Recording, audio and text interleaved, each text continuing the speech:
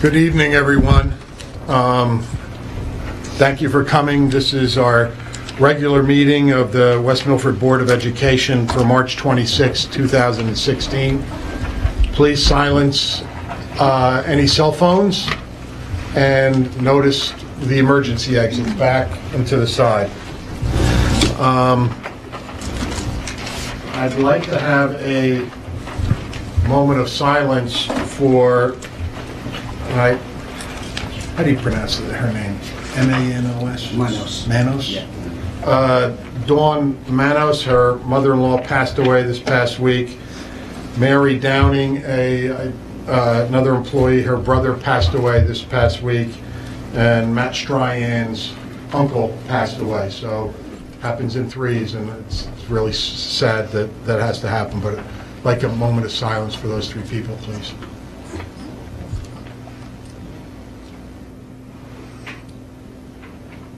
Flag salute. I pledge allegiance to the flag of the United States of America and to the republic for which it stands, one nation, under God, indivisible, with liberty and justice for all.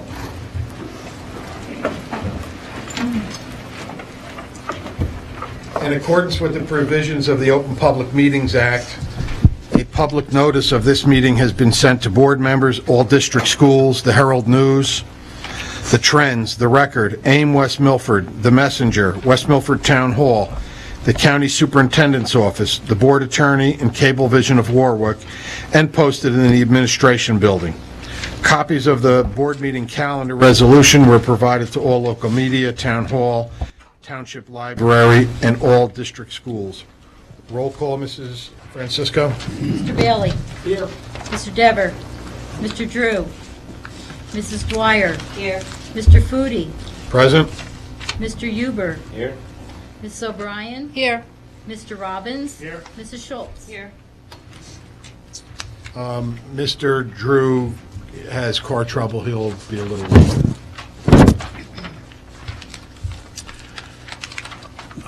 We have an executive session resolution. Would you like to read that, please?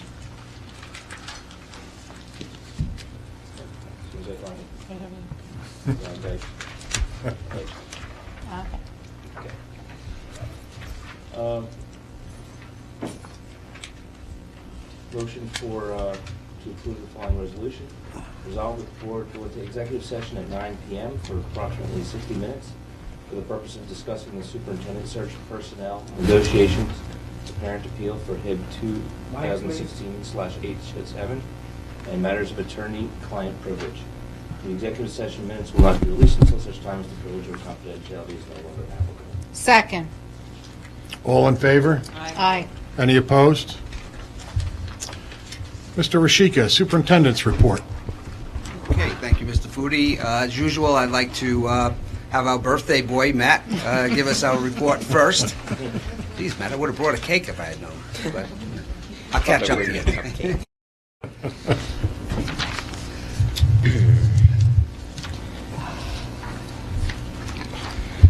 Good evening, Mr. President, members of the board, Mr. Rajika. Tonight, I have the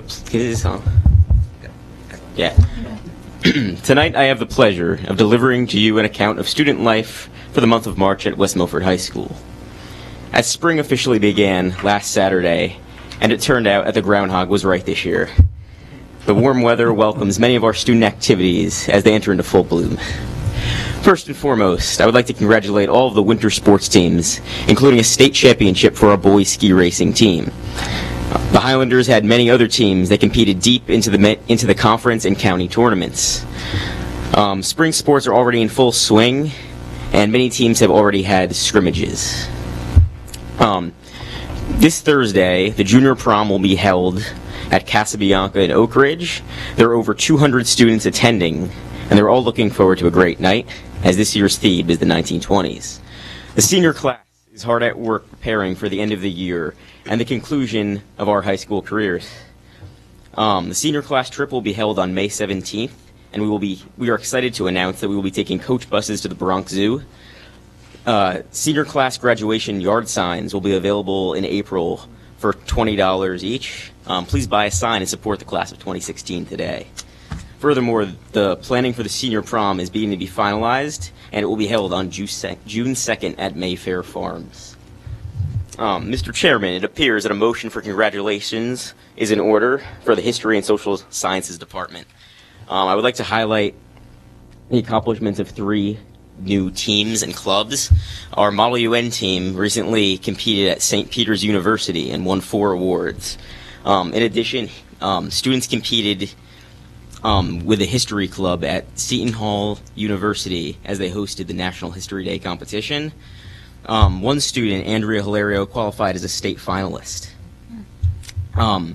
Furthermore, I want to take this moment to highlight a new extracurricular at West Milford High School, and that is Model Congress. I was very happy to see this organization grow and develop for its first year, and we had a very successful conference at Rider University for the New Jersey State Model Congress. One student, Anthony Messia, even won an award as a sophomore. And as usual, our band and indoor percussion teams had some stellar performances, including a first place finish at Bridgewater and Raritan on March 12th. As we look towards the future, we hope to wish them another successful year in the St. Patrick's Day Parade in New York City.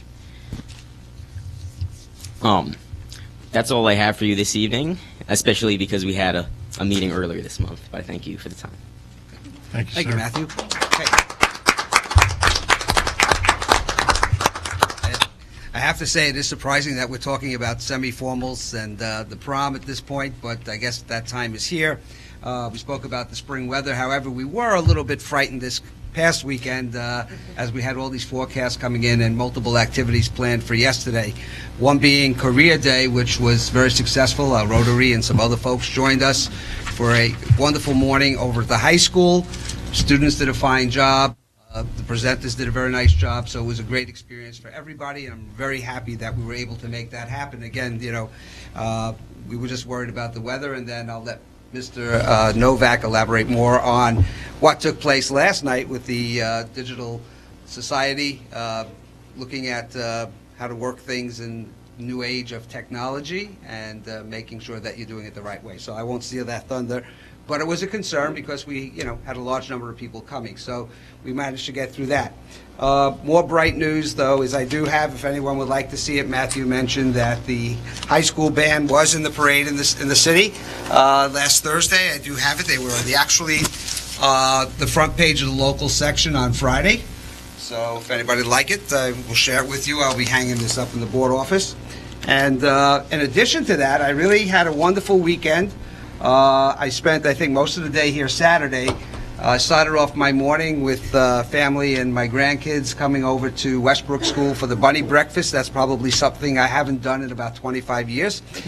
So that was quite enjoyable, and happy to see that I believe they said they had about 187 people attend the first seating. I was there at the second seating, and it couldn't have been much less than that, probably equal to.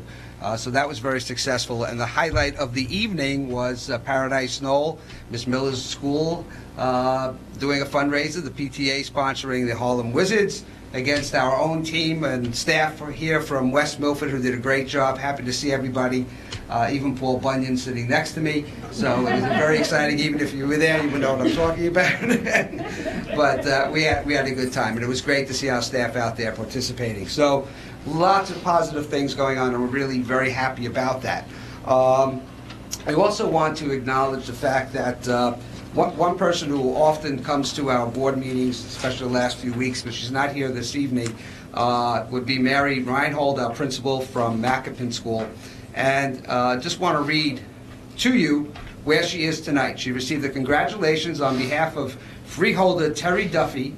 He would like to honor you as his Woman History Month honoree during this month's Passaic County Freeholder Celebration meeting, which obviously is taking place this evening at 5:30. So they also will have a proclamation in her name on behalf of her talents and what she's donated to society and to West Milford and Passaic County. So we want to wish Mary, even though she's not here, good luck, congratulations, and we're very proud of her. So that works out well. Moving right along, I'm just going to move over to the podium for a second or two.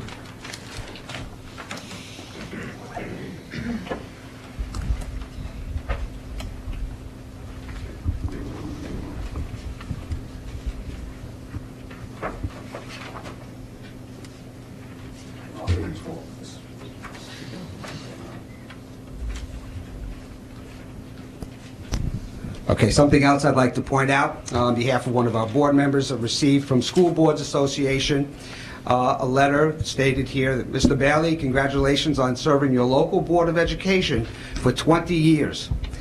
Your commitment to education in your community is honorable and must be celebrated. In addition, you are invited to a Passaic County School Boards Association meeting to be held at 6 p.m. on April 26th at the Brownstone. And you're also encouraged to invite your Board of Education and your superintendent. So congratulations, Mr. Bailey. Thank you for your commitment for 20 years. And here's one of those certificates everybody loves.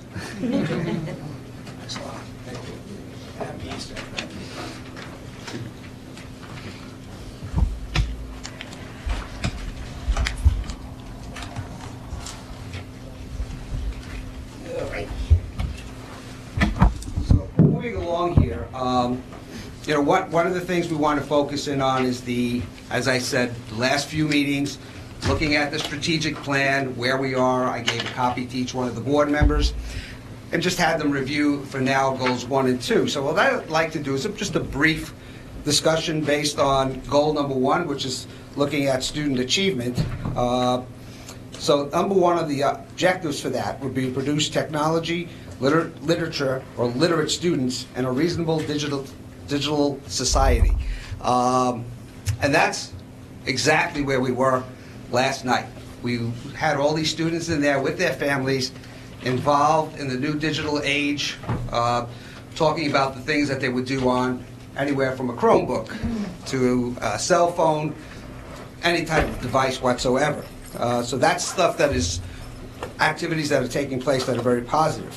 We talk about supporting differentiated instruction. And that's a big concern of ours because we want to make sure that all of our students have the opportunity to succeed in school and in the classroom and have the strategies put in place to make them successful. And I'm happy to report, and I mentioned it once before, when QSAC came in, they looked at that, they saw some of those things taking place, but more importantly, they saw that our inclusion teachers were working with the classroom teacher and really working as a team. So that's very important as well. Increase meaningful experiences that create opportunities to explore personal learning goals and visions. We spoke about STEM, STEAM, and having all these goals for students to look at for the future. So we are also working on that. We're also looking at, as I mentioned last week, building those relationships with local universities and colleges, and I think we're moving in the right direction. Overall health and well-being, self-esteem, dealing with the whole child, building school culture. I think we're finally taking steps to make that successful, so I'm happy to report on that. If the board has anything they'd like to elaborate on with that information, I'd be happy to listen to anything or any questions. And then, looking at goal 2, specifically under number 3 of the objectives, increase parent and family involvement through additional school functions. I think that's one of the areas that we've actually really focused on this year, starting off the school year with a superintendent's forum for the secondary level, events like last night's event that took place over at the middle school, looking at our literacy nights and all the other programs that we offer within the district. I often go on to other school websites just to see how we compare as far as what we're offering to our students in the community, and I'm very happy to see what we have available and what we put out there for our students to take advantage of. The communications that we're building with parents, I think we're in the right direction, and certainly we want to continue in that direction. So I think as far as goals 1 and 2, we're on track, and next week I'll report more on the district goals, not so much on the strategic plan goals. But again, I encourage you to please, if you have any questions, to reach out to me in regards to these topics. Pretty much I think that's about it. I think that's enough from me. So, Mr. Foodie, thank you. Thank you, Mr. Rashika. Mr. Novak, your education report, please. Mr. Rashika mentioned that he didn't want to steal my thunder, but you almost stole my entire speech. You also forgot to mention that he was sitting on a Easter Bunny's lap, but that's okay. It was in the slideshow. As Mr. Rashika mentioned, we had a tremendous night last night. I've been talking about the Digital Citizenship and Literacy Night for many months, so much that people in the audience probably getting tired of hearing about it. However, that being said, we had a fantastic night. The turnout was far more than we could have dreamed of with the type of interaction that we had. All said and done, we had 392 registered participants, and very few of those registered participants backed out at the last minute or were no-shows for whatever reason. The people who registered committed to the event and came out, and from the feedback we've received, it was a real positive night. 6 students were winners of the Chromebooks, and those names will be provided through some of our local media outlets, so we can on our website, so everyone can celebrate the students who won. Like I said, just a great event at the Maccaben School. And one of the things, one of the groups I wanted to really point out is our Educational Technology Committee, who really took this idea from start to finish. And Mr. Foodie, and I mentioned it last night at the event, how you brought up our all-in motto. And no committee that I've worked with to this point in my new role really emphasized the idea of all in like the Educational Technology Committee did for this event. It was flawless from start to finish. We've got some notes that we took for next year's event and how to bring it bigger and better. But I want to just publicly thank that group.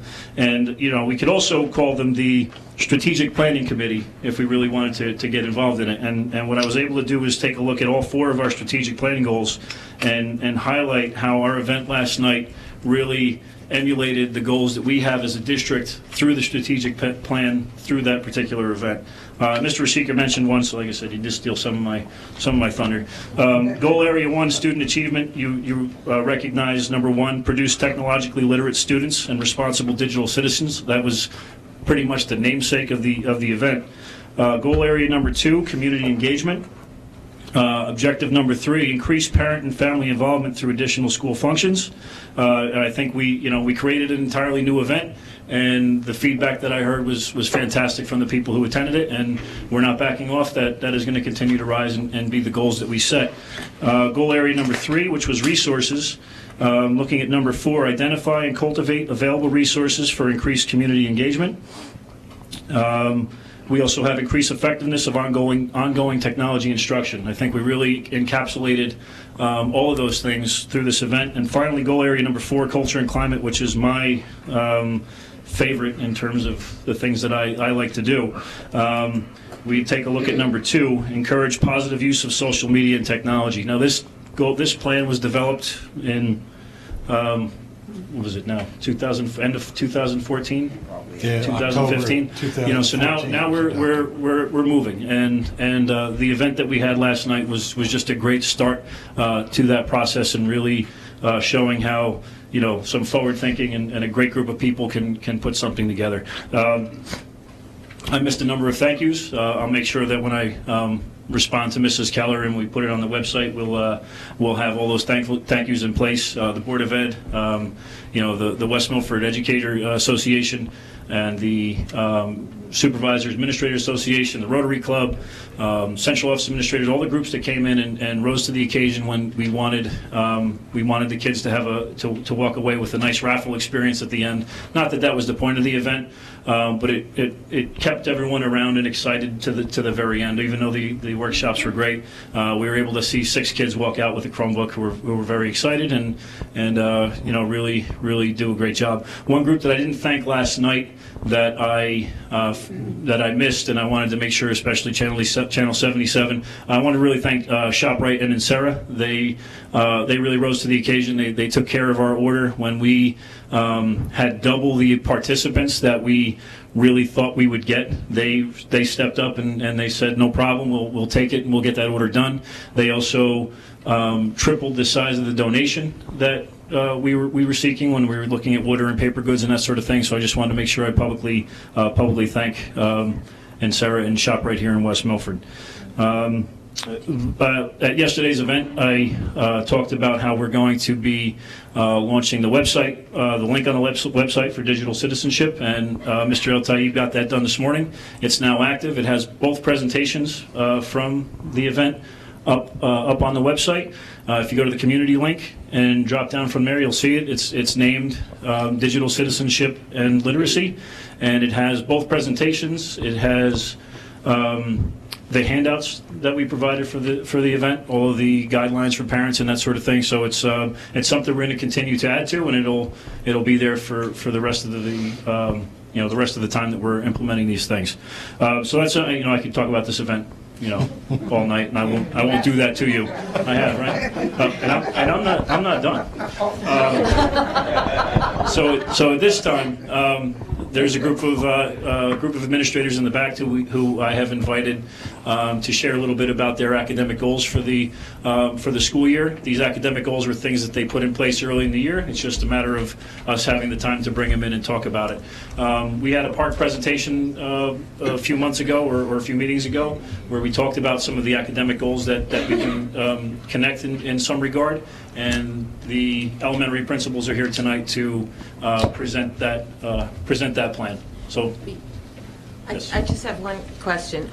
We did talk about the new SAT at the last meeting briefly. Would it be possible when those scores come in to see an analysis of how our kids did? In comparison to the old SAT, or just in general? Just in general. Yeah, based on the 1600. Yeah. Okay, when they come in. Thank you. Excuse me, I know he wants to stay, but I'd like to say happy birthday. Happy birthday. Happy birthday, Matt. Thank you. Okay, great. While they're getting ready with the technology for a presentation, I would just like to remind everyone, especially since this is televised, to please look at the new calendar or the updated calendar for the remainder of the school year. Those are dates that we discussed last week that we are giving back 5 days so far for this school year. They are available on the website, so please take a look. It's in the center of the page under the What's Happening section. Again, so once again, if you need any information on the updated calendar for the rest of the school year, please go through that section. Thank you.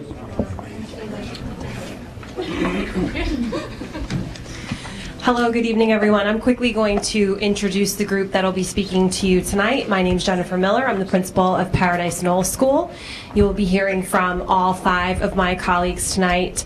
Mr. Bill Kane, principal of Maple Road School, Ms. Deanne Summers, principal of Westbrook School, Mr. Mike McCormick, principal of Marshall Hill School, Mr. Steve Deo, principal of UGL School, and to begin our presentation, my colleague to my left here, Mrs. Stephanie Primavera, who is principal of Apshua School.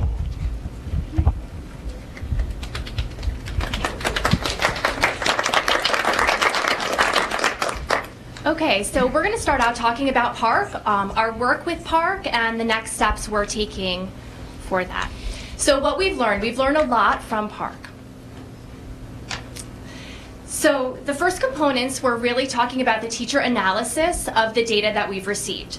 So as part of the review of the previous students' results from last year and their current students' results, the teacher have explored released test items, examined evidence statements, identified standards of strengths and weaknesses for instruction, asked questions about the curricula and alignment. For example, do students have the opportunity to work with the standard in multiple ways? Are we pacing instruction effectively? Are we focusing our instruction or trying to do too much? We've also asked questions about assessment. Are we addressing the depths of knowledge in every lesson? How are we checking for understanding? And to what level do our assessments guide future instruction? So for the first thing that we did, we received the results, and these were our district ELA results and math results. So you'll notice at the top, we were looking at the proficiency for what our students have met. As part of looking at the teacher analysis, we did such things such as a gallery walk. You'll notice that we have different bar graphs on chart paper, and what the teachers were going to do is look at all of the test results and ask questions about them. What did they notice about the data? What were their wonderings? What were their questions? And they would write all of those questions on their Post-it notes, stick it to that piece of chart paper, and we talked about it together. For an example, on the agenda that we were talking about in our PLC meetings or our faculty meetings, they were, please plan to review and discuss these with your colleagues and PLC teams, and this type of data can point to curricular gaps and areas to consider for additional focus from your grade level scores from last year. They can also be helpful in noting areas of weakness, strength, and for your current class or your previous grade scores.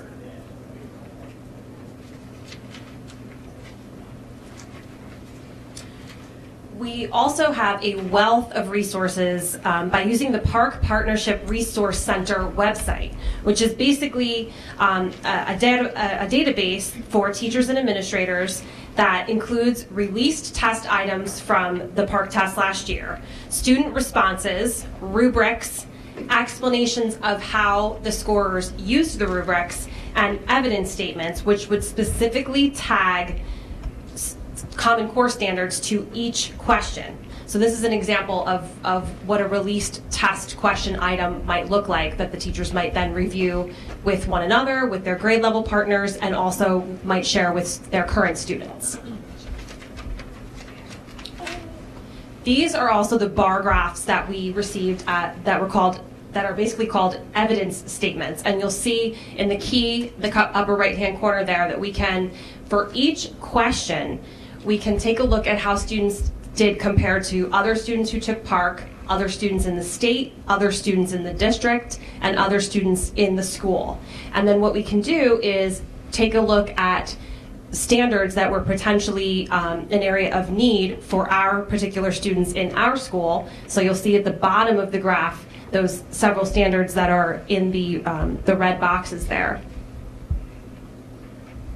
And then by comparing what the test items look like, how they're worded, the types of questions that they are asking students, the type of things that they're asking them to do on the test, and the evidence statements, we can find out which specific Common Core standards are an area of need for our specific grade level students. And then what the teachers can do is come together in grade level teams or in their PLCs, and they can strategize different strategies to attack those specific standards that are an area of need for their students. So for example, this is for the Reading Literature Grade 4.1 standard. These are examples of scaffolded ideas that teachers can talk with one another about, and about how to attack certain material, and also how can they focus their instruction by using good questioning to attack certain standards as well that, again, may be an area of need based on the results of the testing.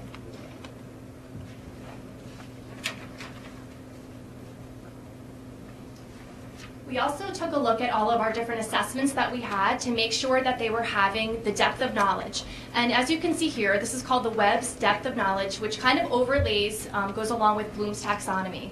DOK1 goes from the very basic, such as the recall and reproduction, to level 4, which is really the extended thinking. So we wanted to take a look at our assessments and make sure that we were analyzing them, that we were really reaching all the depths of knowledge for the various assessments that we give to our students, so they are exposed to those types of questions.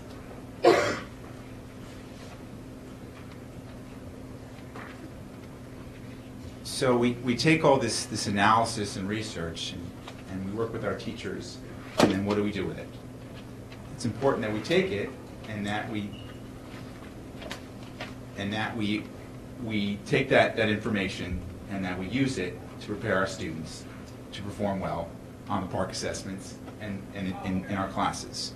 So we chose this graphic wisely because it's a student using a Chromebook, which is an essential tool in the era of Park, because we use our Chromebooks not only for Park preparation, but to do all types of activities to prepare our students for 21st century skills.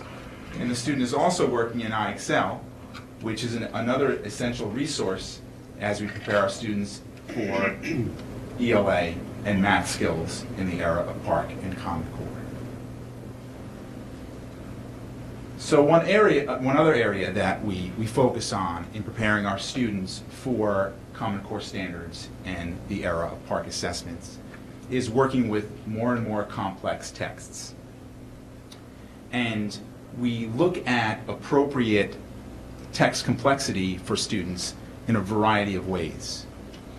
We look at it through the text itself, through sentence, word, and paragraph length and complexity, through the structure of text, through the meaning of text, reading between the lines, and through the reader's engagement and interests. The more appropriate the level of complexity, the more likely the text will be engaging and interesting to the reader. This is analogous to finding that reader's zone of proximal development. So as we have our students working with more and more complex texts, it's also important that we teach them how to call back to the text to answer text-dependent questions and cite evidence from that text. In answering these text-dependent questions, they need to be able to cite evidence and not only use their prior knowledge. They also need to call on those higher-level depth of knowledge skills that Ms. Primavera just spoke about earlier, such as analysis, synthesis, and evaluation. And they use those skills to answer a new age of questions. If we look at the two levels of questions that we have up on the board there, we have an old question, in Casey at the back, Casey strikes out. Describe a time when you failed at something. And a new level of questioning is, what makes Casey's experiences at bat humorous? So a child cannot just take their own prior knowledge and answer that new level of question. They need to be able to go back into the text and cite evidence from the text, use some synthesis to be able to analyze that text, maybe connect it to another text, another humorous text, and be able to kind of do a bunch of different higher level thinking skills, critical thinking skills, to answer that question appropriately. It's these types of thinking skills and the type of thinking that they're using when they're answering these questions that makes them deeper and deeper thinkers and better readers. And so the next portion of the slides will talk a little bit more about close reading.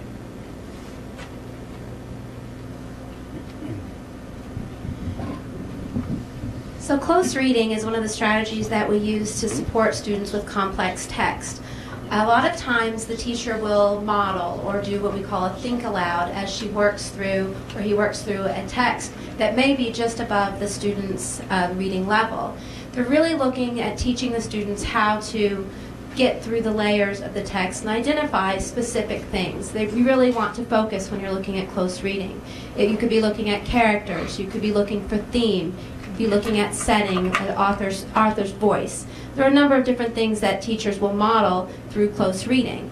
We've all practiced close reading. If you've bought a smart television recently, you may try to put it up and skim over the directions and be like, oh, it's a TV, I've got this. And then very quickly you realize there's a lot more here than I anticipated, and you'll have to go back into the text to find the information that you need. Close reading is also connected to mathematics as well as the mathematical practices. And students do this, you can actually watch them do. They start circling keywords, they underline, they look for the numbers. But you really have to read closely with math, especially the problem-solving math questions students are working with now. They're multi-step, they have a great deal of information. It was interesting when I was looking at this, is mathematic questions have more information per sentence than any other text that students work with. So there's a lot that they need to do. They have to use evidence. They have to survey, question, they have to re-question at the end. Does that make sense? By going back into the text again. Critical words are another area that we look at, and they're connected to Tier 2 vocabulary. There are 3 types of vocabulary that have been identified through Common Core. And the first one is really just the basic vocabulary of like ball, bat, cat, dog, the things that students kind of pick up just by being in the classroom every day. The Tier 2 vocabulary are the words that are transfer across all disciplines. Those are words like organize and analyze and evaluate. They're the words that ask students to really do something with them. Respect would be a word. If Tier 1 would be a ball and bat, you could write a story about baseball. Tier 2 would be sportsmanship and teamwork. You could really write a story, a lot of different kinds of stories with those words. And Tier 3 would be much more specific. We might be talking about famous baseball players and places they would play in the World Series, because they would be related just to the content. So Tier 2 vocabulary is tied directly to those critical words. And the studies have shown that 55 critical words, and they're nouns and verbs, if students understand what to do with those words, they are all over the PARCC assessment and all over Common Core. So when students understand what to do, and there's some examples up there, then they are more able to perform on those assessments.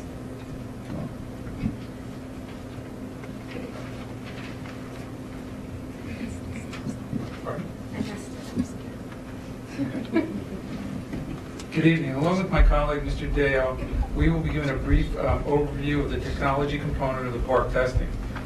First, we need to discuss teacher and student comfort levels with regard to PARCC technology. The elementary principals feel confident that the professional development for teachers and the student training provided both with the ability to navigate the PARCC technology successfully. Teachers' PD exposure includes PLC meetings, in-service course offerings, and PARCC tutorials that are online. Students' ongoing technology skills development is a daily occurrence. In TRW classes, encore classes, resource center classes, general ed classes, and special area classes.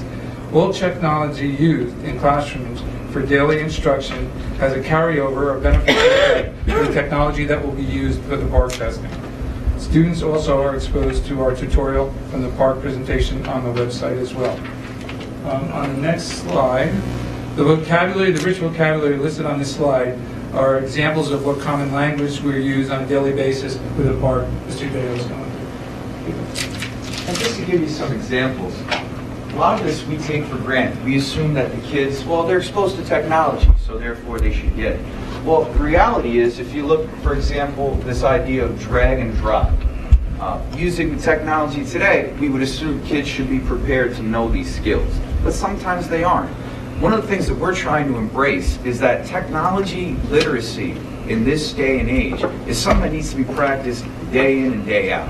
It's something that we all need to take responsibility for. The kids themselves get this in the classroom. You can go to the next slide. In asking them to think critically, as my colleagues have shared, we're trying to get them to take the connection between how technology affects their daily lives, as Mr. Novak demonstrated last night with digital citizenship, but also how it can enhance teaching and learning in the classroom. So for starters, a lot of people are saying, okay, if we look at this math problem, for example, some of the skills here are saying that we're giving you some of the information, and yes, granted, this is a pretty basic problem, but we're asking the kids to think critically. If we provide you with some small piece of the information, can you apply and synthesize in order to understand what makes the greater whole? So as we can all figure out, in this case, 2 plus in the blank equals 3, but then we'd have to apply that knowledge. This is what we're asking our teachers to be able to do in the classroom. Same thing here. We're asking the children to demonstrate what is your thought process. It's one thing to be able to get the answer. It's another thing to get a complete picture of their learning by having them demonstrate the thought process. You can go to the next slide. And to bring this all to a close, this is what we're trying to observe when we see our teachers in the classroom. We want to see them comfortable, although it doesn't look very clear right now. We want to see them comfortable using the technology, getting the necessary training that they can feel comfortable applying this in the classroom. But then we want to bring it to the kids. These are all things that can help you have an overall better learning experience. And if you go to our last slide, it's all thumbs up from here. And again, it's our commitment as a district to try to train the teachers so that they can in turn give the kids an even better learning experience. And that was our goal for presenting for you tonight. Thank you very much.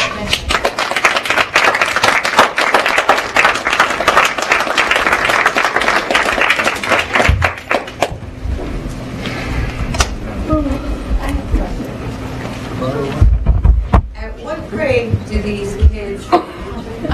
sorry for it. At what grade do these kids start synthesizing? Because that to me is such a complex skill. Well, through Readers and Writers Workshop, synthesizing, and Mr. Kane, if you want to jump in, it goes down. It can go down to a kindergarten level. I was going to say the same. Yeah. Wow. We have children doing higher level thinking. Mic, please. Thank So you. we have children doing higher level thinking skills as low as kindergarten. I mean, and it's obviously done in different ways in different grade levels. So one of the things that we're focusing on in all of our classrooms, in all of our schools and all of our classrooms is focusing on different questioning strategies. And so our questioning strategies can be developed in different ways at different grade levels. And so it's the how, it's the why, and having our students ask questions and developing those thinking strategies, even at the youngest levels, even in kindergarten. But when our students are using these strategies, maybe in a shared approach in a kindergarten or first grade classroom, and then as they get older and they develop their own independent reading skills, they're able to use them on their own in their independent readings. And if I could just share with that, it's a very good question. The key word is apply, application. So even from the very basic preschool level, we're able to show the kids, how can you apply this to something that you can relate to? It's another attempt to try to make learning fun and to try to make a good connection between lessons in the classroom and what you'll be exposed to in everyday life. Okay, thank you. Just want to say thank you once again to our elementary principals for sharing all that information. As you can see, and I'm not going to keep going on with the Director of Ed report, you guys all voted for it, so you got it. But like I said, I really appreciate them coming in. And it's not just, and I know we talked a lot about Park, but hopefully what you took away from this was the connection between the skills that is necessary for life and success in the classroom, and how it's also going to support our work in Park. So thank you again for coming. And I would really like to acknowledge each one of you, so not everybody knows you. So starting with our senior member, Mr. McCormick from Marshall Hill, thank you. Going over to, let's see, Jen Miller from PK, who I mentioned before, Paradise Knoll. Stephanie Primavera over in a similar neighborhood over at Apshore. And coming midtown, we have Mr. Kane at Maple Road. And then we move over to UGL, and we have Mr. Steve Deo, new to the neighborhood this year. And right from this building, Miss Deanne Summers, right here from Westbrook.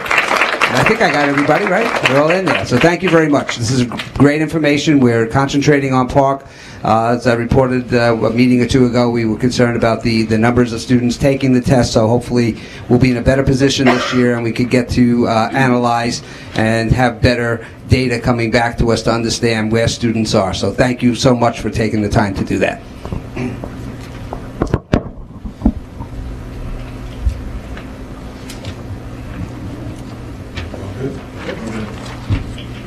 Mrs. Francisco, special reports and correspondence, please. Minutes from the February meetings are available for your review and consideration. I'll second that. First, we need somebody to make the motion. I move. Okay. Do I have a second? Second. Thank you, Debbie. All in favor? Aye. I need to abstain for February 11th and 16th, please. Otherwise, I agree. So, all in favor? Aye. Opposed? Myself. Mr. Roselli, legal report, please. Because the legal discussions are confidential, we will discuss that in executive session. Okay. President's report. I guess first and foremost, if the board would mark their calendars for June 11th, it's a Saturday, a softball game versus the town council. We beat them last year. Let's keep it a winning streak. Terry? Is there a conflict with that date? Because that's Relay for Life. That's the conclusion of Relay for Life. Oh, no, that's at the Relay for Life. Okay. That's at Relay for It'll be a long day.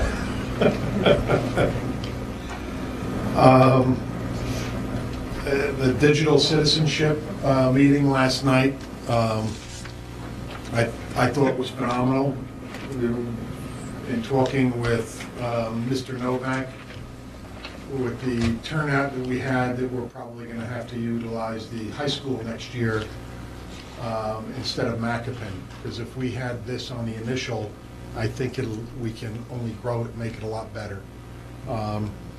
And as technology changes, there's always going to be new things to discuss and to talk about. So it really was a success. Even I learned a few things. Thank you, Mr. Nebeker.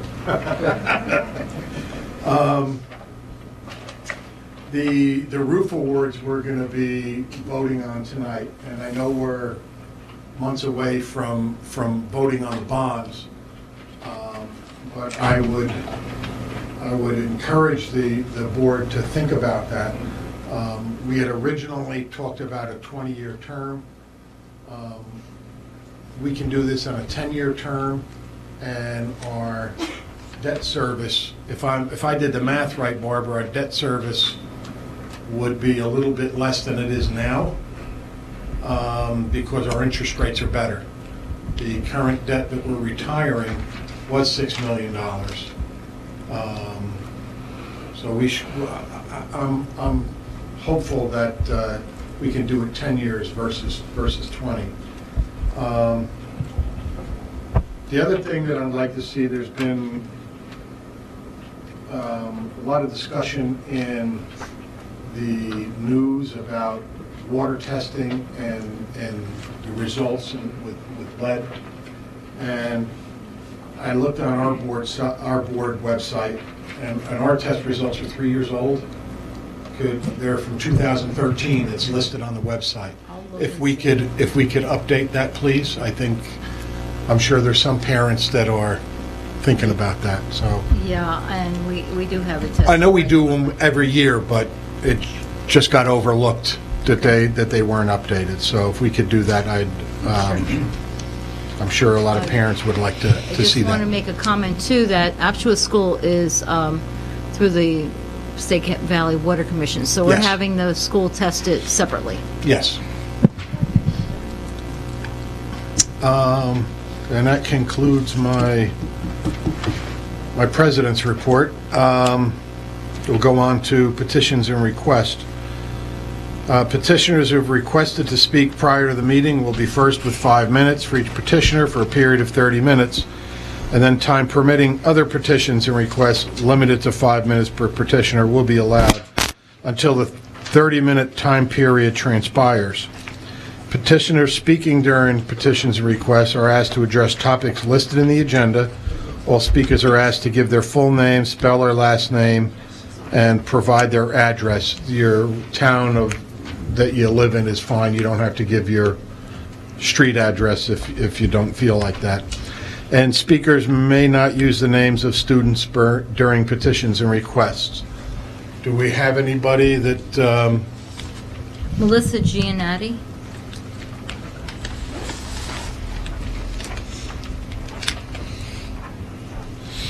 Hi, Melissa Giannetti, Giannetti, West Milford. And I'm the president of WAMPA. Recently, there have been some inquiries, so we'd like to tell you a little bit about WAMPA. The West Milford Parents Association, also known as WAMPA, is an organization consisting of an association of parent leaders who all volunteer their time in the school community of West Milford Township, which serves the children and parents. There are 10 parent groups represented, 6 elementary school PTAs and PTOs, the middle school PTA, the West Milford High School PTSO, the Gifted and Talented Education Parents Association, and the Special Education Parents Advisory Committee, known as CPAC. A designated liaison representative of each group becomes a member of WAMPA. The representative is usually the PTA or PTO president, but can instead be an executive PTA or PTO board member, or an appointed active involved PTA or PTO member who regularly attends PTA or PTO meetings and who has also chaired an event. Together, we collaborate as a group of collectively involved parents to share information about the great things happening in our schools and help support each other's endeavors. Sometimes, however, we discover shortcomings within the district, or we find that we need better clarity on an issue, and those questions and concerns get put onto an agenda, which we submit in advance. Then we sit down once a month at a superintendent's roundtable to discuss them. When meeting with the superintendent, we are representing our schools, not our own families. The discussions we have benefit the group, not our own children. Communication between the parent groups and the district administration is one of WAMPA's primary goals. WAMPA and the administration have always treated each other with respect. We encourage all parents to attend their school's PTA, PTO, or PTSO meetings. This is the best way for parents to be involved and know what is happening in their school system. We are proud to say that WAMPA has been very effective as a group over the years, and we have accomplished a lot. And we look forward to accomplishing even more in the future for the benefit of all district children and parents. Thank you.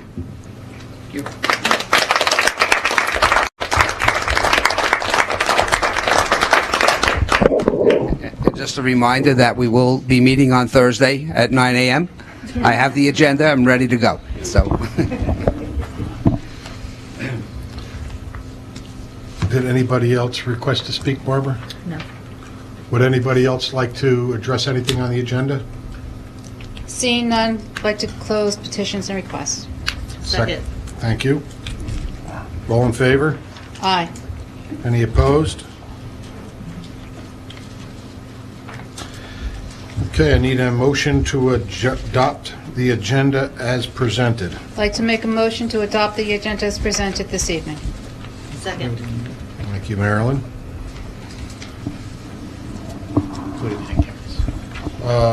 Yeah, we have a couple of hand carries.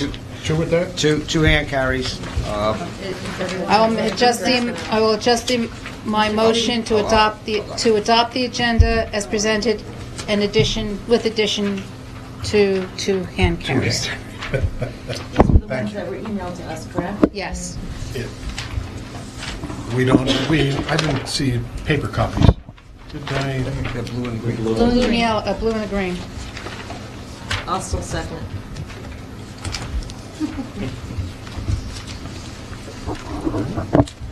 I didn't get copies. Can I have changes? While we're doing that, I'd just like to point out that under personnel, Well, I think they're right. you got, it's right. Okay, you got it. Yeah, I got it. So under personnel, number 13, there's an added name. The name is Michelle Gadomski, Gadomski, and that will be for Secretary Building Aid. So we're adding one name to number 13, and I also want the board to be aware that in number 27, we had initially voted on this as kindergarten orientation. In actuality, it is the kindergarten experience. So we'll just have it on there to have the right name of the event and the people listed to participate in that.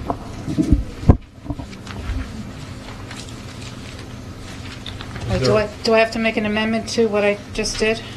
No. No? No, it's an administrative issue, so Okay, you're fine. thank you.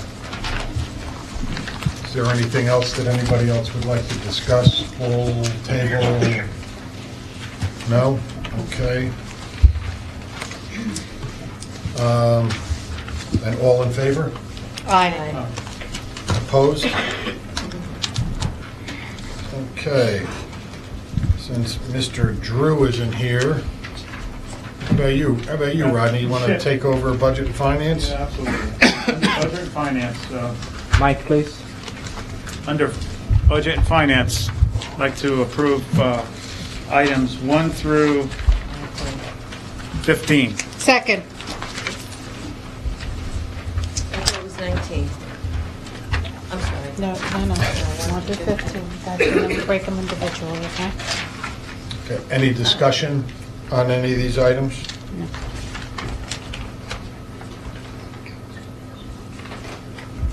None? No. Okay. Oh, sorry, Marilyn. It's okay. Thank you, Tony. This question. Remember to throw the bottle. would be directed at the business administrator, Mrs. Francisco. I noticed that on page 9 of the bill list, San Marino Architects, we wrote them out, or a check was written out for $10,000 for the solar analysis. Was that because it was not the full analysis? Originally, the board voted on for $20,000. There was probably an upfront fee, and then this was the balance that was due. Thank you. That was, that question was really for 16 though, but that's okay. Oh, you're right. You're right. Sorry. That's okay. That's okay. All right, so that there's no other discussion on any of those items, can we have a vote, please? Mrs. Francisco, roll call. Mr. Huber? Yes. Mr. Robbins? Yes. Mrs. O'Brien? Yes. Mrs. Dwyer? Yes. Mrs. Schultz? Yes. Mr. Bailey? Yes. Mr. Foodie? Yes. I'd like to make a motion to approve item number 16. Second. Discussion. Barbara, I have a question. On the bill list, page 37, we had $360,000 in checks to San Marino for the Macapanan High School roofs. Right. Those were architectural engineering? Right. Okay.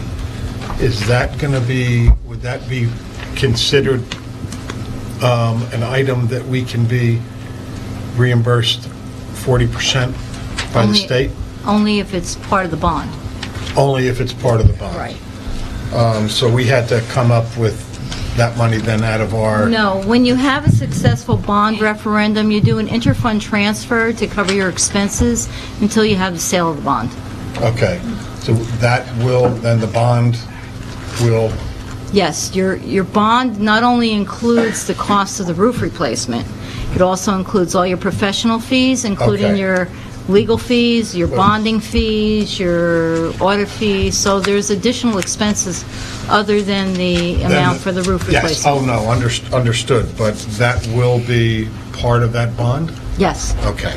So Yes. we're going to put it So, out, but yes. we'll be... Yes. Okay. That's part of the 40% reimbursement. Anything that's covered with the bond referendum funds will be reimbursed with the 40%. Do we have then an actual, I guess at the next meeting, can we get an actual number of what we spent all told so far? This is basically it. This is it? Okay. Up to this point. There was some initial costs from the bond attorney and Mr. Ferrioli. Yes. For some of the preliminary work that was done with the filings that had to go to the local finance board down in Trenton, but that was minimal. Okay. Thank you. And certainly that money could be, if the board wished to include that in the bond money, but it was an insignificant, it wasn't really that significant amount. 300,000? No, Oh. not that. The initial bond. Right, like the $2,000 for Yes. Mr. Roga. Okay. I was about to say, whoa. Yeah. No, not the 300,000. Okay. No. Thank you. Any other discussion? Thank you, Mr. Drew. We're on bills. I know, I pointed that out to him. Okay. I think he's just trying to get his, Bearing straight? Yeah. Okay. he's getting centered. Did you have any? Yeah, I had a dead battery. No, I know. I was wondering, but I think I figured it out. On the bills, pages 5 and 6, there were some bills we paid for July of last year, but I believe that what that was the application of raises to that group. Well, our school year starts July 1, and so that's the purchase order date for purchase orders that are put in and that they're paid on a regular basis. These were payroll. And Yeah, you only have one payroll purchase order. It's created on July 1 of the school year, and then it's just drawn off of it for every payroll. But when we ratified a contract, we had to go back and We had to do retro payments, but That it was came it. out of the same Okay. payroll. So it was that. All Yeah, right. it's a payroll account. That was my only question about that. Okay. Any other, no? Nope. Okay, roll call. Vote, please, Mrs. Francisco? Mrs. Schultz? Yes. Mrs. Dwyer? Yes. Ms. O'Brien? Yes. Mr. Robbins? Yes. Mr. Huber? Yes. Mr. Bailey? Yes. Mr. Drew? Yes. Mr. Foodie? Yes on payroll, no on everything else. Make a motion to approve item number 17. Second. Discussion. This is the transfer of funds resolution.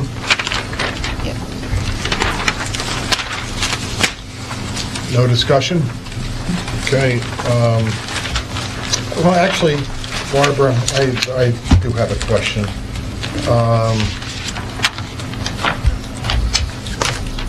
In looking at the board secretary's report,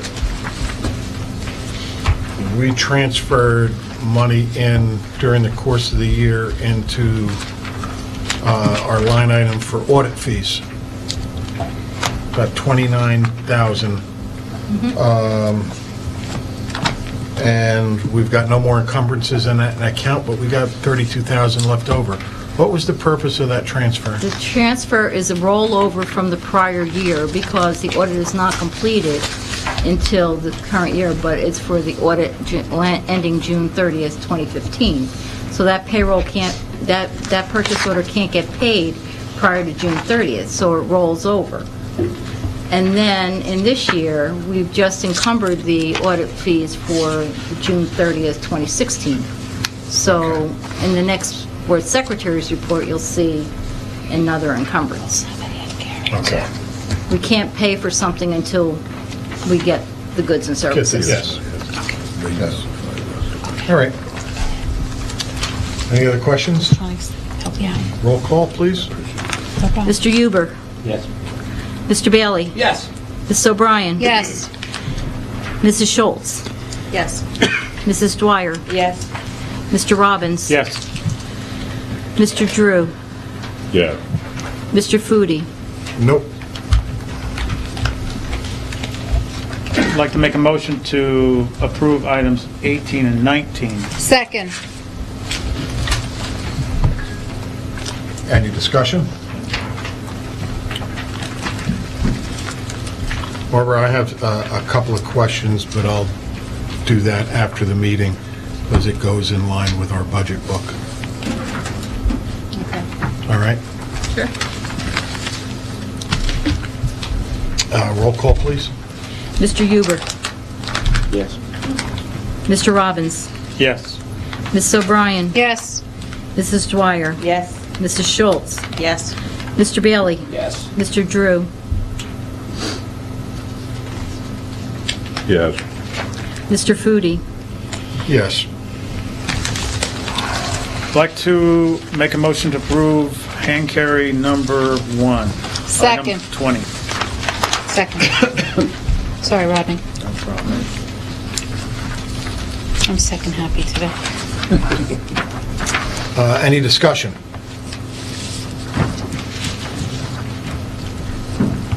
Barbara, I'd like to, we established the 130. So far to date this year, when we had 130 for this year, and we're establishing next year's amount of 130. Do we expect considerable amount of expenditures in this line item through the end of the year, or? I know that next year's budget does include a lot of professional development. However, it's a number that we can't exceed. It doesn't mean that it's budgeted. Okay. That amount is not budgeted. No, but I mean, we spent 32,000 this year. Do we Right. expect to spend another 32,000, or we I don't know. yet? You know, it depends on the opportunities that come up. Okay. It depends on whatever initiatives, you know, the Director of Education and the Superintendent determine are you know, important. We could host something that has a significant amount of money and invite other school districts to participate, which we've done in the past. So for me to say yes or no, I really can't. You don't know. Okay, that's all up to Tony and Dan. All right. Yeah. Okay. Any other discussion? Seeing none, roll call, please. Mr. Huber? Yes. Mr. Robbins? Yes. Ms. O'Brien? Yes. Mrs. Dwyer? Yes. Mrs. Schultz? Yes. Mr. Bailey? Yes. Mr. Drew? Yes. Mr. Foodie? Yes. Set for budget. Okay, Mrs. O'Brien. Now it's my turn. Your turn. I'd like to make a motion to approve items 1 through 33. I'll do the hand carry separately under Personnel Student Affairs. Second. Any discussion? Mr. Huber. Question on number 21. Mike, please. Last week I asked if any of the home instructors were for math, because we're having trouble placing math home instructors.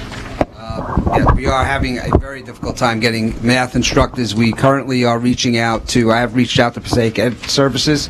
They haven't gotten back to me, and I reached out again today. At this point, we are also reaching out to private companies, such as Kaplan and Huntington, and I hope to have something in place by Friday. Hopefully they have somebody.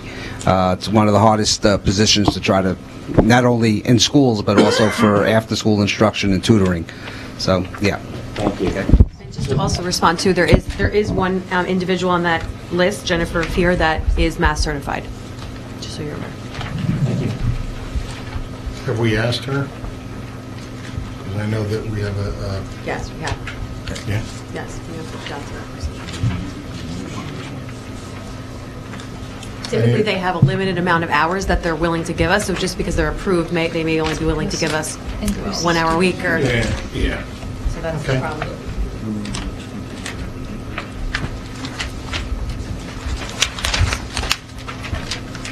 If you want to bring that up, you can bring it up. All right, I have, Yeah. we go from under, Debbie, you did 1 to 33? Yes, hand carry separately. Okay. My question is, I go from 1 to 31, skip 32, and go to 33. Yeah, there is no 32. So it's It's really in- 1 it- to, it's okay. really 1 to 32. So the new math program is... 1 to 32. Okay, so 30. then, let me make an amendment. I'd like to pass items 1 through 31 and 33 under Personnel Student Affairs. Well, we just made 33 number 32. I mean, that would be...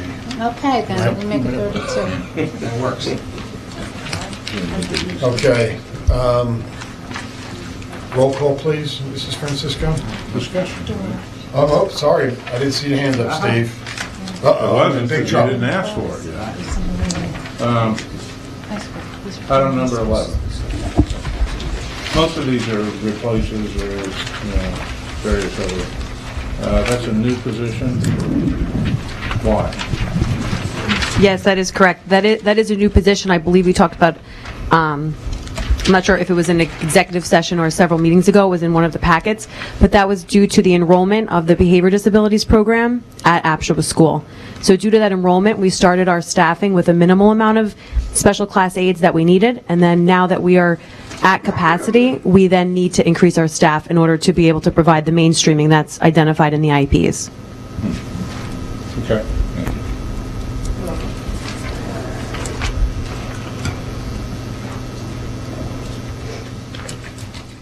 Okay. Sorry about that, Steve. Roll call, please.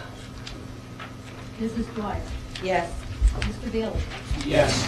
Mr. Drew? Yes. Ms. O'Brien? Yes. Mrs. Schultz? Yes. Mr. Huber? Yes. Mr. Robbins? Yes. Mr. Foodie? Yes. I'd like to make a motion to move hand carry item number 30. What? 33? 33. 33 under Personnel Student Affairs. Second. Any discussion?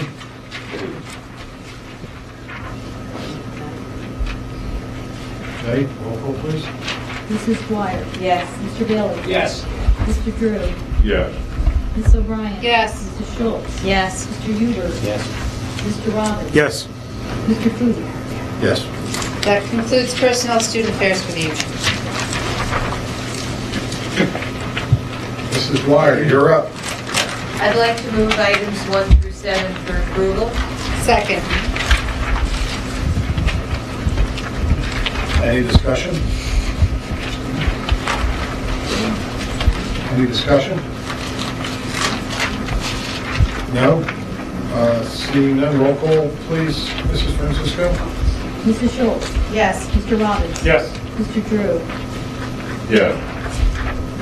Mrs. Dwyer? Yes. Ms. O'Brien? Yes. Mr. Huber? Yes. Mr. Bailey? Yes. Mr. Foodie? Yes. I did have one question. I had written it down when I looked over it. We approved the addition of Jen Corelli's Bakery in Wayne to the list of board-approved field trip locations. Mr. Novak, could you get us a list of like museums that we go to that are on our approved list? Yeah, we just don't go to bakeries. I mean, that usually goes along with a trip like a museum. Yeah, oh, okay, Right, all right. So No, I yeah, just- there is a board-approved list of all of these locations. Yes, no, I know, I know that, but I just want to see what museums are on that list. We go from it's the Liberty Science Center to buying cannolis. I know you have to, exactly, I was about to say, you have to buy your cannolis on your way. And why we end up having Priorities. we end up having a new bakery or Italian restaurant every now and then is the trips that have gone now traditionally, restaurants come and go and close, and they find one in the area that's not on the approved list, and we have to go ahead and do that. But yes, we have that That's list. good, yeah, because, I saw. We do have that list, it's already compiled. Yes, yeah, no, I know. For this specific location, we are using it as a special needs trip in order to go in the back of the bakery for some of our students for transition purposes, just so you know. That's why I knew that they put it on in Okay. here. Okay. Thank you. All right, special committees and liaison reports. Mr. Robbins, Parks and Recreation. Yes, that last meeting that they had it on St. Patrick's Day on the 17th. I wasn't able to attend. However, I know that they talked a little bit about, talking to you, Jim, they talked about fields, specifically fields possibly that they use that are school fields. The next meeting, talking to Jim, he'll be joining me to the next recreation meeting. They also, prior to that, they have a specific meeting for just fields. So we'll have a little bit more to talk about next month about their reply. Now, Jim, I think you were going to talk to Tim? Yeah, Reach out to him? I reached out to him and we'll get another discussion going, but I wanted to bring to the board's attention, it was said at that meeting that our fields are in horrible shape and they're unsafe.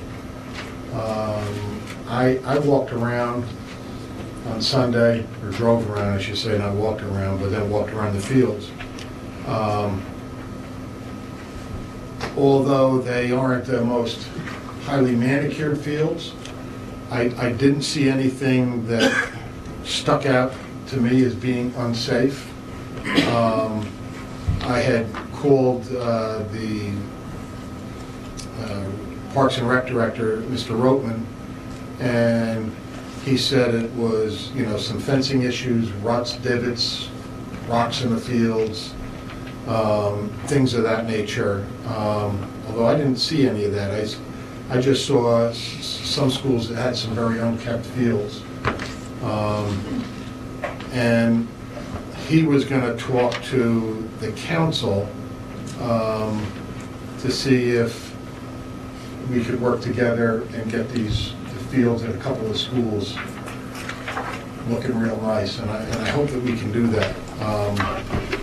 He would supply the manpower, and I guess if we could, maybe some dirt and some seed and clay for the infields, that we could get them in tip-top shape.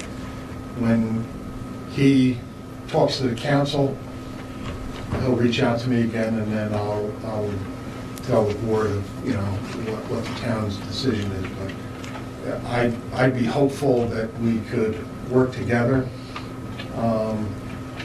I was surprised when my son did Little League, 14 years ago. Some of those fields look the same they did as 14 years ago. So it would really be nice for the kids in the district to have some really kept fields. I think they'd enjoy that, and it'd be a good thing to do, and especially if we can get some free labor out of this. We got to buy a little bit of material for it. It could probably work real well. With that said, Mr. Bailey, safety report. No report. Mrs. Schultz, Superintendent's Roundtable. Okay, there was a meeting on March 3rd that was rescheduled from February. There were many options being discussed, a lot having to do with cafeteria, one being food allergies, and Mr. Ashika passed out the district adopted uniform policy for everyone to view. Some of the parents have brought up alternatives for styrofoam or polystyrene plates, and the reasons some of the parents want to see that eliminated. There is an alternative called fiberboard. However, using fiberboard would add 10 cents to each of the lunch prices. Some districts are already using it. If this district were to look into using that, it would need to be separated out of garbage bags. There was discussion about maybe having separate garbage bins being provided for this type of alternative if used, and Mr. Ashika was going to follow up with the custodians with regards to that, and also the cost factor. Thank you. Some of the elementary schools were requesting options of heat slides like that being used in the middle school and the high school, and the advantages of that being that pizza could be another option offered for the kids for lunch as a third choice. So there's a possibility of piloting one of the elementary schools with a heat slide or offering a third option for lunch. Another cafeteria issue was point of sale system, that being cost prohibitive in the amount of anywhere between $22,000 to $28,000. Parents are actually looking to be able to track the type of foods their kids are choosing. This is basically at the elementary level. And to be able to know what they're eating and to write a check for it. So there were options that were brought up, like an online payment system. If Tony were to suggest something, it could be they pay for it.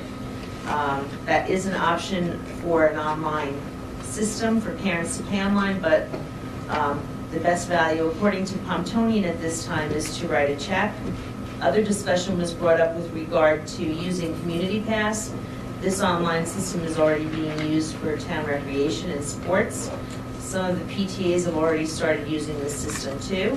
So that is something that is going to be looked into and updated at the next meeting.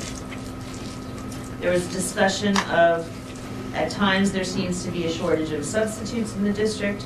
Mr. Ashika explained that the district tries to be as competitive as the budget will allow with hiring substitute teachers. And that's another item that needs to be updated at the next meeting. There was some discussion with regard to other towns and what they're charging, but that would become a budget issue. The high school bathroom issue was brought up as discussion. Some of the problems that are being taken place, but it's due to the necessity of the students having to sign in and out to use the bathroom due to the past bomb threats, some of which have been in the bathroom. So that's another discussion that's being taken up with Mr. Rashika and the high school, and they're looking at options to correct the situation and alternatives. There's discussion, which I think I brought up, about the late buses and the availability of those. And that would be after after-school programs at Macapin. Also, there was discussion about the fact that there's no junior kindergarten and/or no transitional first grade. Parents are concerned about not having those options. Mr. Rashika spoke about how successful ESY, the extended school year, has been, and the program seems to work out very well for some of the students in the district, and there's a possibility of possibly looking into that further to see if it can be offered to incoming students that might need it or who are identified as possibly needing that. There'll be a follow-up at the next meeting, which is this Thursday, the 24th of March. Other discussion took place regarding scheduling at the high school and the new mandatory freshman course and the electives such as band or chorus that they conflict with. So that's also something that is being looked at. There was also concern regarding the sharing of a reading specialist and a testing coordinator. There will be follow-up at the March meeting to see if there's an easy solution that can be resolved. Again, there was more discussion regarding the need for a second nurse at the high school, additional security guards, getting back to that late bus at Macapin, that was something that was overlooked last month, so that's going to be brought up this month. Again, they're waiting for an update on the high school walkway request regarding the senior lot and keeping students off the streets become a safety issue. That also brought up discussion, the repainting with the fluorescent paint in the parking lot, which that has been done.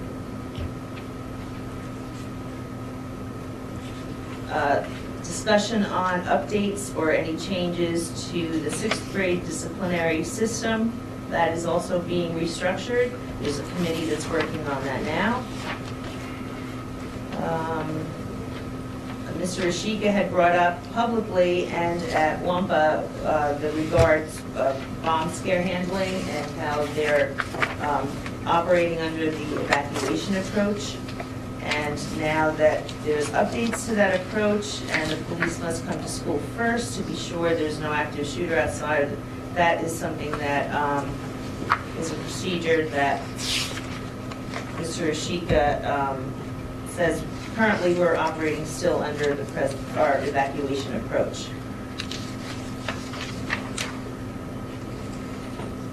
Then there was a discussion on park and an update.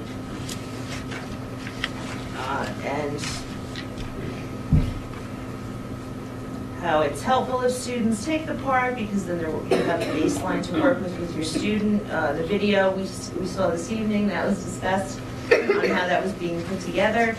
So we all had an opportunity to see that now or earlier. And the next meeting is Thursday, March 24th. At 9 a.m. At 9 a.m. So basically, you can see this is not a 15-minute meeting. We spend quite a bit of time together, and it's healthy. I mean, it's very healthy for me to get parents' perspectives of different things that are going on in the different schools.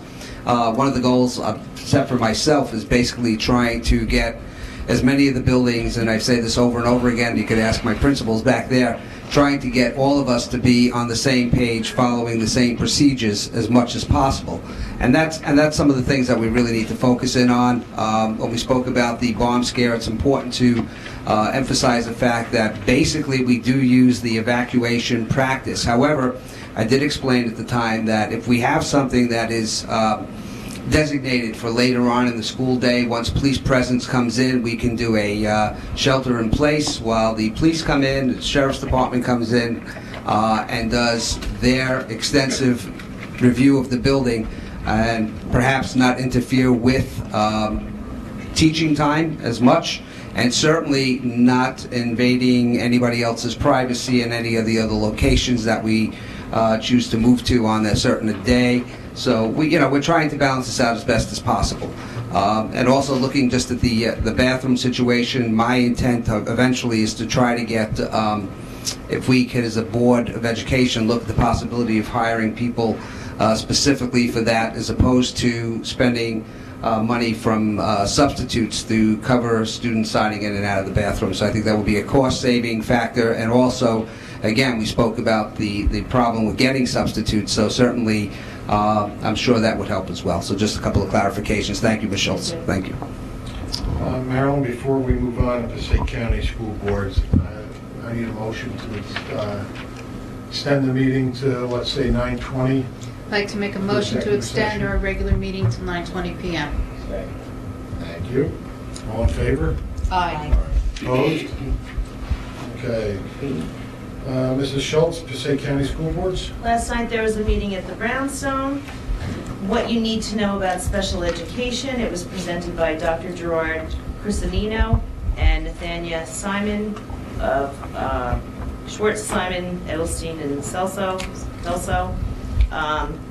There was a presentation, and that was also emailed to us. I'm not sure if all members got it, so I forwarded it to those board members that were not at the meeting last night.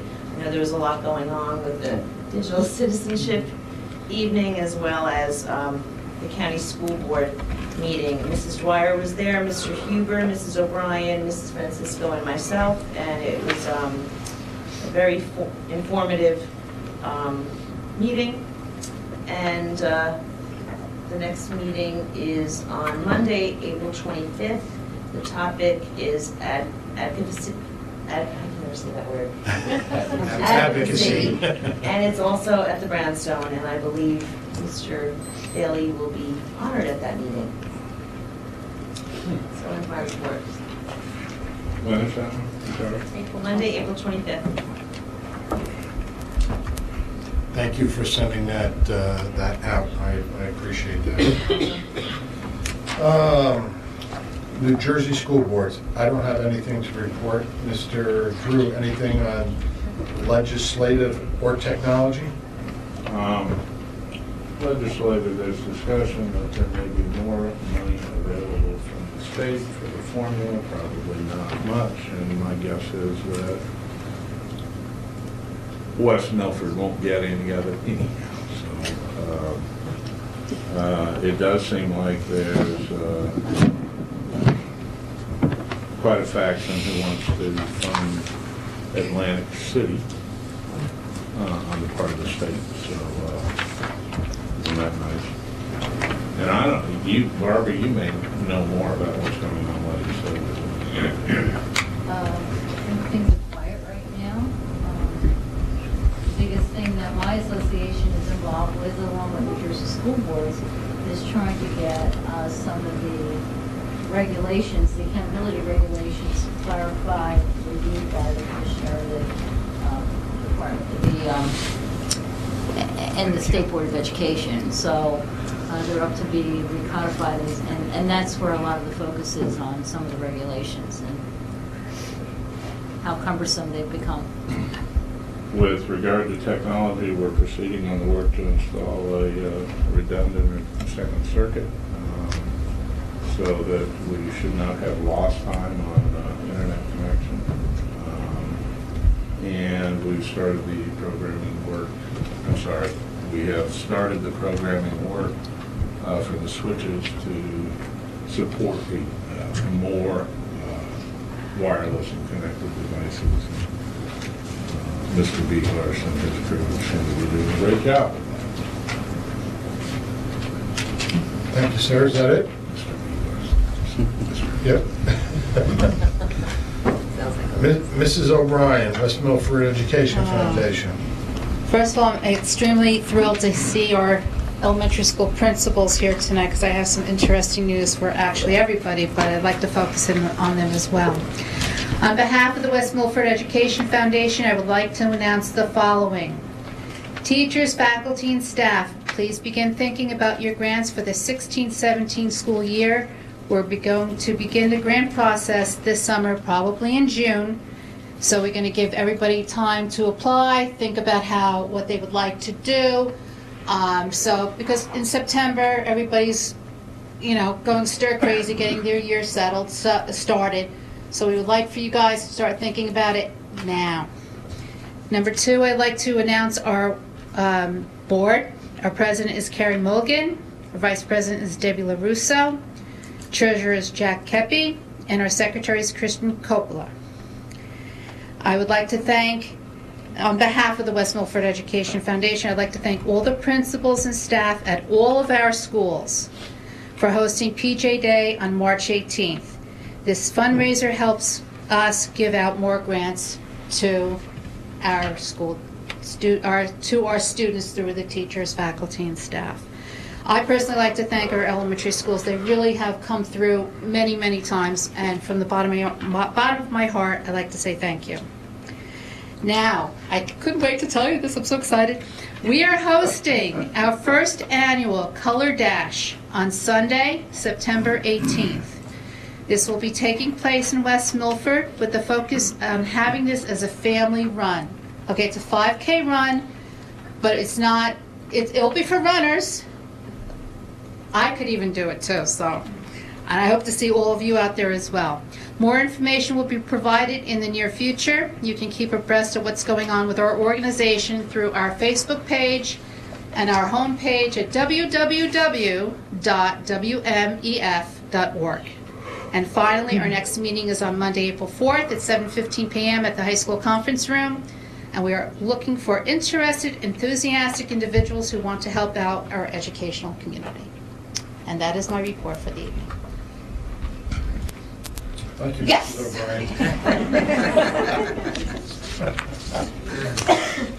O'Brien. Township Board of Ed Joint Committee, nothing to report.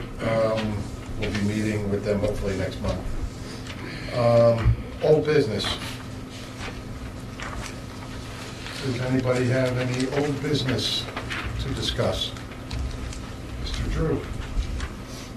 I have a couple of questions about the budget. Okay. There were some things in here. It seems that we spent money on backboards, barricade service, or we're going to, I'm sorry, safety harness, field equipment. We're actually making quite a few investments. Volleyball install, what is that? We now have volleyball, interscholastic volleyball, and we've phased in the teams, so we need another court for practice. So we have to utilize the Macman gym. It will also be used for the phys ed program. Windscreens at Munson Field, temporary fence Howard Field, so there are quite a few things that are investments in our actual fields. I think not necessarily everything that we might want to do, but we're already doing that. There were also, it appears, a number of investments that we're planning to make in something called construction services. So we're replacing 800 feet of fence around Munson Field. We're doing asphalt paving repair at Maple Ridge. More paving at Apshawa, parking spaces at Apshawa, parking lot repair at, no, I'm sorry, that is not the case. And my concern here is that these were all in the budget. Many times we're asked to approve things like $3,000 for a copy machine, so on and so forth, and these all add up to $357,000. Looks like they're necessary, but I don't remember seeing any of these come through the budget committee. You don't remember seeing any of them. These are things that are brought to us by the principals and the supervisor of buildings and grounds during the budget presentation. So they get included in the budget we feel that there's some substance to what the needs are. So they're vetted through the administration and then presented through the board through the budget process.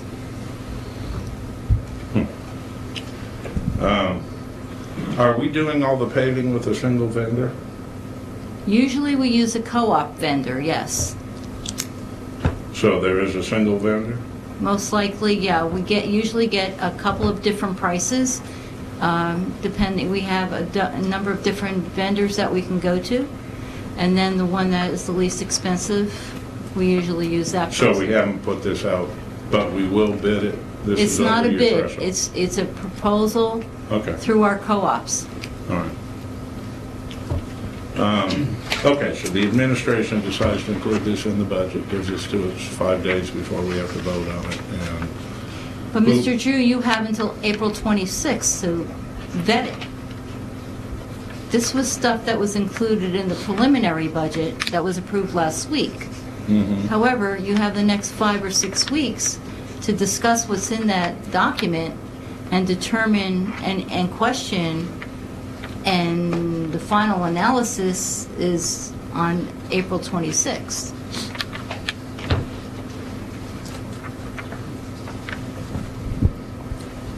I have a question. When these camps come in during the summer, like the basketball camp, the baseball camps, do they pay for use of our fields and our auditorium and our custodians? Because I see that as a way... Yes, they do pay for the custodial costs, and I believe there is a rental cost for some of the facilities. However, because of the roof replacements this year, we are not hosting any of those things this year. Okay, but you are doing the baseball camps? No? I don't, that might be outside on the fields rather than inside the building. I know that the basketball camp is inside, and we've had to relocate that. We can't do it at the high school and Mackin School this year, so I think they're going to use a couple of the other buildings, like Westbrook and Maple Road. But they do pay rent? And the rec center. Good, thank you.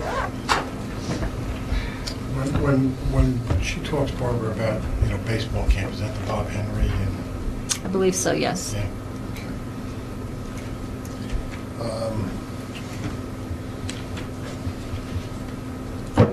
Any other discussion under old business? Seeing none, I'd like to close. Second. All in favor? Opposed?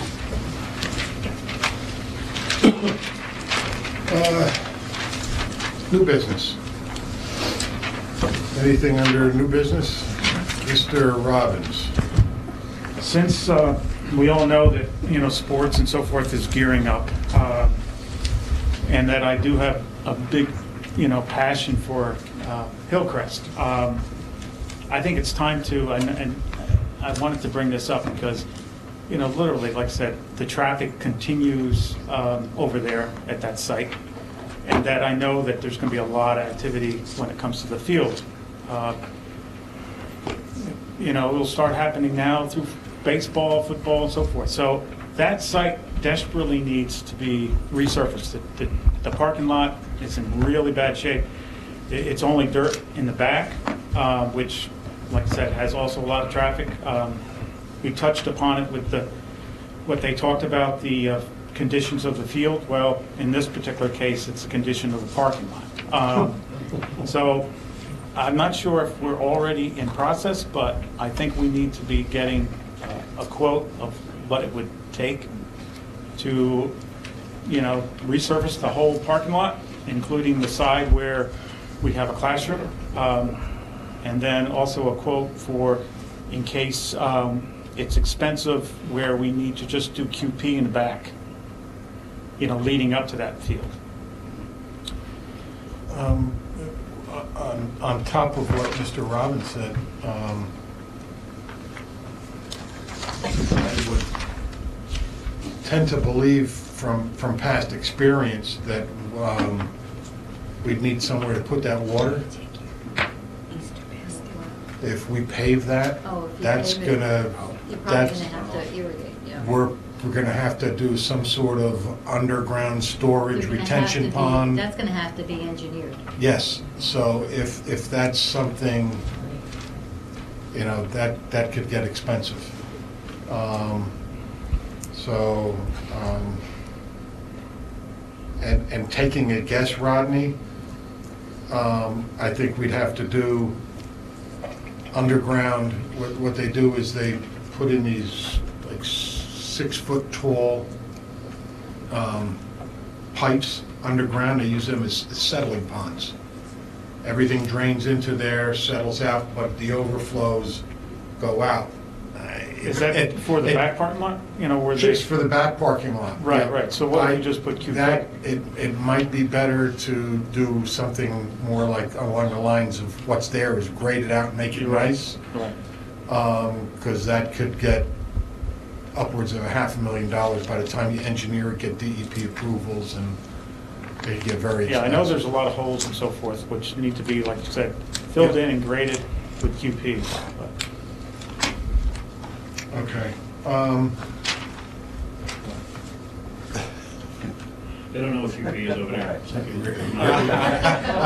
I got a Monty Python for Yeah, QP is It's 3D process. It's quarry Stone dust. process. It's 3/4 inch stone with stone dust in it. What elementary school should I go back to and learn some of this stuff for my own little park exam? Who will take me? I like that, park exam for the parking lot. But huge.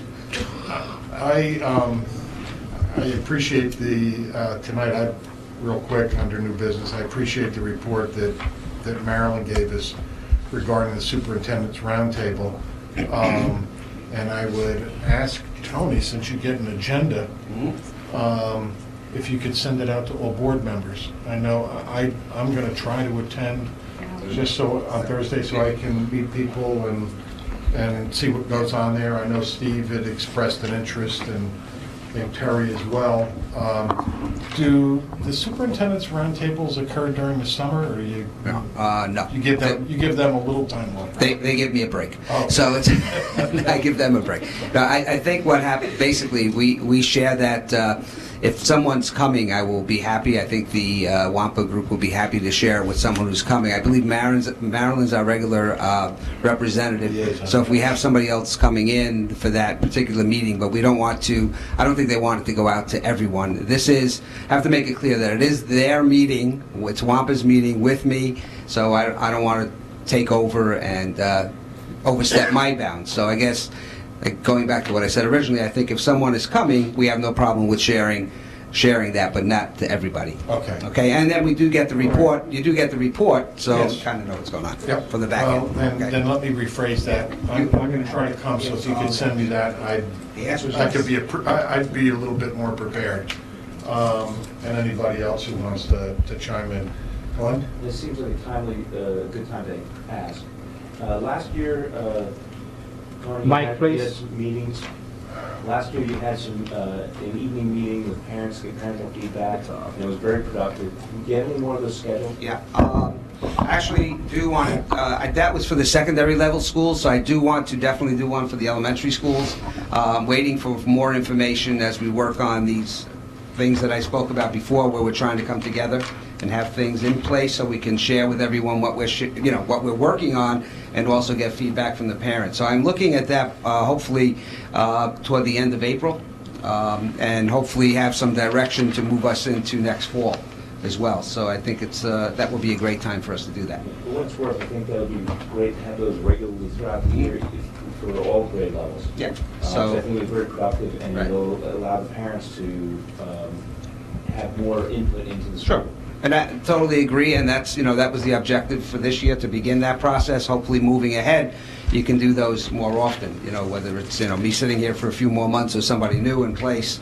I would strongly suggest that, so there are other things that I'm looking at too for smaller type meetings, perhaps doing a coffee and tea type of thing during a school day for people who want to drop in for any type of concerns with anything that's going on. So time is limited, but we certainly have time for more communication. I would encourage that to be evening. Okay. Because a lot of people have to. Well, sure, yeah, I'm sure. Yeah, so that's fine.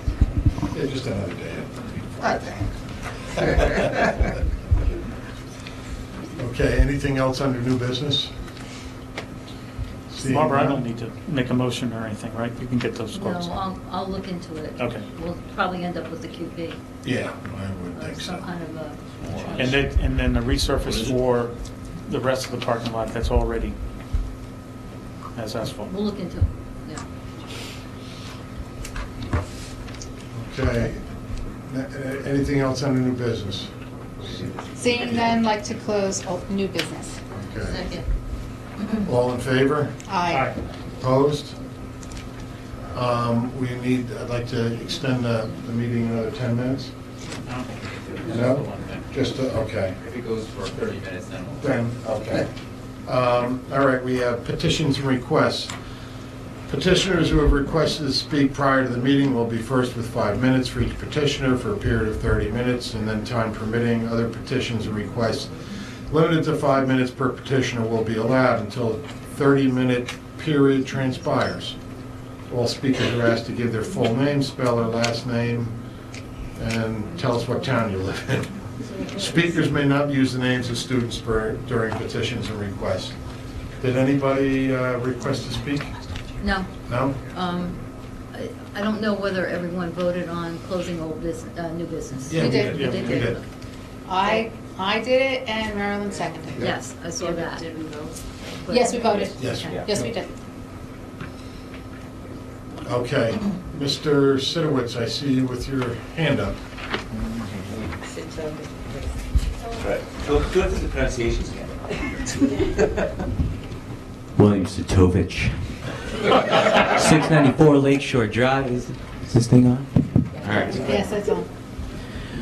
First off, it will be about the microphone usage. Once again, a friendly reminder, the microphone is your friend. Be one with the microphone. I gave a commendation last week to Miss Francisco. This week it goes to Mr. Rashika. I can't wait for his radio show. But on to serious matters. This coming October, I believe, the resolution that changed the election cycle does expire. And I'm most curious of what the individual board members think, and maybe that at some point could be discussed, and including administrative thoughts on the issue. Because I know at the time that certain board members did vote against it. I don't know if it would stay the same way or if they've had a change of thinking along that matter. And when the budget gets discussed in April, if you could put in for some blankets, because it's pretty chilly out there. Just a thought. Other than that, I have nothing else. Thank you very much. Thank you, sir. You got a radio show on that? That's my next mention. Okay. Anybody else like to speak? Ms. Gratina?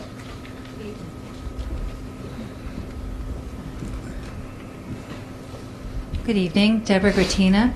I, for all intents and purposes, asked my husband live in West Milford.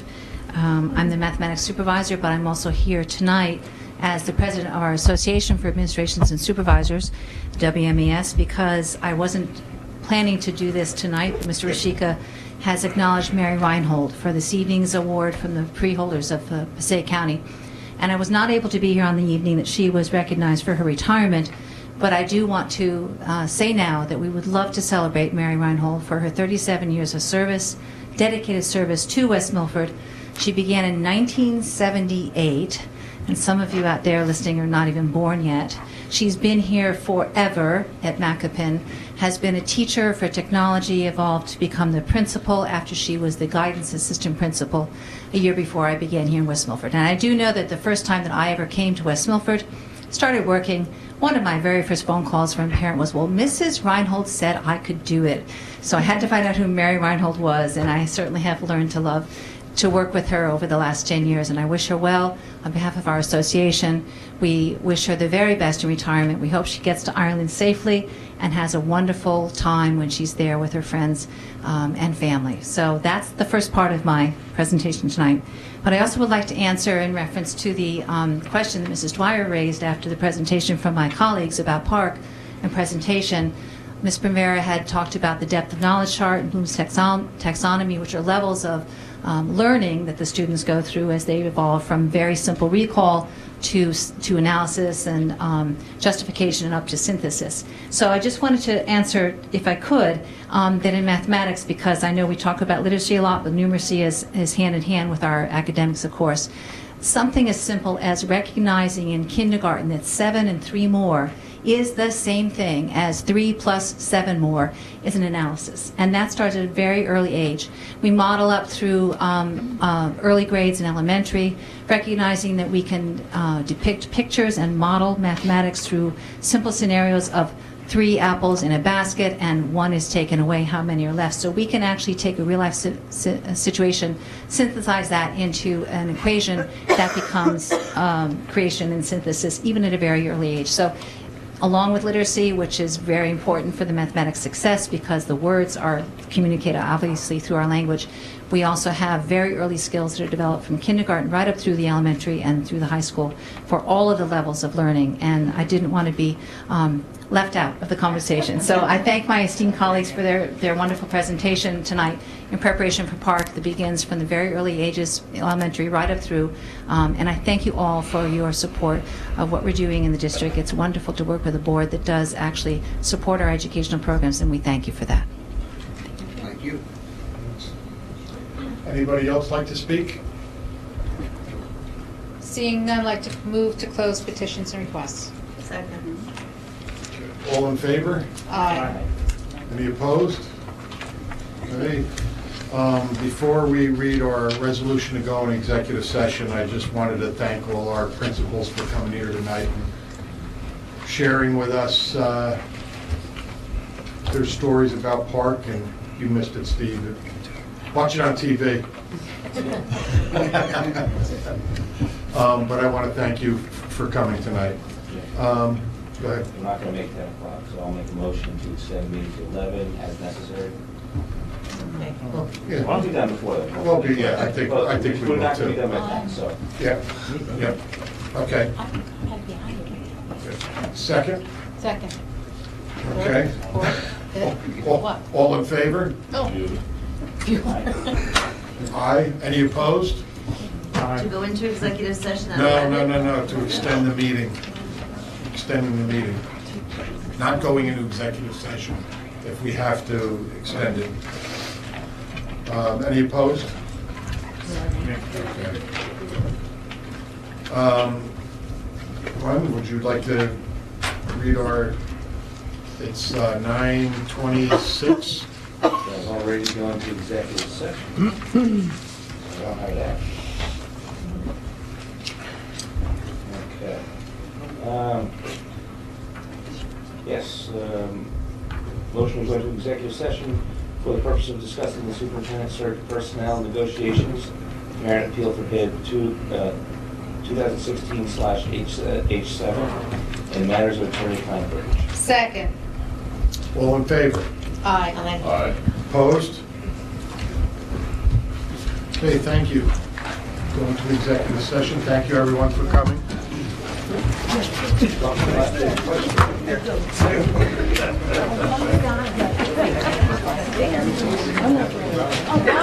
We return from executive session at 11:14, and I need a motion for... Motion to adjourn. Second. Second. All in favor? Aye. The meeting is officially over at 11:14. Thank you very much, everyone. Aren't you glad you waited for that, Tony?